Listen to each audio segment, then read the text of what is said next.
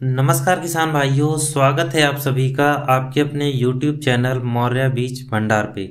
किसान भाइयों, आज की वीडियो में हम बात करेंगे गेहूं की एक वैरायटी PBW 343 के बारे में। इस वीडियो के माध्यम से PBW 343 की संपूर्ण जानकारी आप सभी को बताएंगे। किसान भाइयों, अगर PBW 343 की बात करें तो ये एक गेहूं की किस्म है जो समय पर बुआई और सिंचित परिस्थितियों के लिए उपयुक्त है।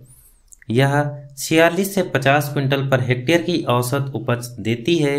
किस्म सामान्य रूप से परिपक्व होने में लगभग 126 से 134 दिन का समय लेती है। परिपक्वता पर इस किस्म के पौधों की ऊंचाई 100 से 110 सेंटीमीटर होती है। यह किस्म धारी रतुआ यानी पीला रतुआ, पत्ती रतुआ यानी भूरा रतुआ और करनाल बंट के लिए प्रतिरोधी है। हालांकि इसे लूज स्मट के हमले से बचाने के लिए सावधानी बरतनी चाहिए। उच्च उर्वरता की स्थिति में किस्म अच्छी तरह से बढ़ती है। इसकी प्रोटीन सामग्री जो है वो 11 से 12% है।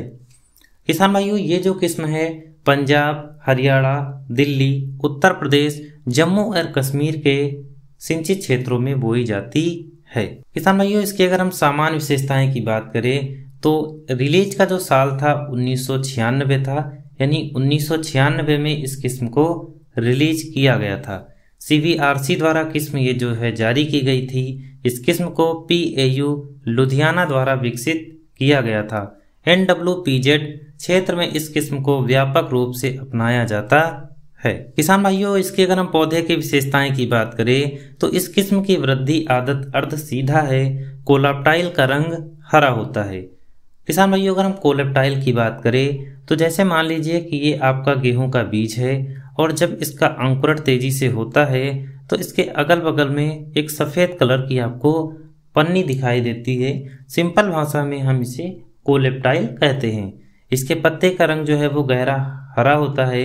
इसे पकने में या इसे शीर्षक देने में लगभग 91 से 100 दिन लगते हैं। यानी पौधे में जब बालियां निकलती हैं तो उस समय ये जो अवधि है वो 100 दिन की होती है। इसके पौधे के डंठल की लंबाई कम 30 सेंटीमीटर होती है और डंठल का जो रुख है वो सीधा होता है।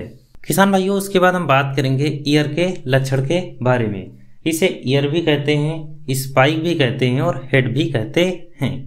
पौधों में की बालियों में एक सिस्टम्स होता है जिसे हम कहते हैं इन्फ्लोरेसेंस। इन्फ्लोरेसेंस का मतलब ये होता है किसी भी पौधे का वह भाग जहाँ पर जो फ्लावर वाला सिस्टम्स बनते हैं उन्हें इन्फ्लोरेसेंस कहा जाता है। इन्फ्लोरेसेंस में ईयर होते हैं, स्पाइक होते हैं और हेड होते हैं। जैसे मान लीजिए कि ये अपना गेहूं का बीज है तो बीज जो है वो 2 आवरणों से ढका होता है। इसके एक आवरण को हम लेमो कहते हैं और दूसरा जो आवरण होता है इसे पेली कहा जाता है। गेहूं के बीज में एक इस प्रकार की जिग जैग लाइन होती है और लाइन्स के ऊपर का जो भाग होता है इस भाग को हम ओम्स कहते हैं। स्पाइक की लंबाई जो है मध्यम 9 से 12 सेंटीमीटर होती है, जिसमें 18 से 20 स्पाइकलेट होते हैं। प्रत्येक स्पाइक में 56 से 58 बीज होते हैं। इसकी आवन की जो लंबाई होती है मध्यम 6.6 से 10 सेंटीमीटर होती है। किस्म का उजला रंग सफेद होता है। बौना रवैया फैला रहता है।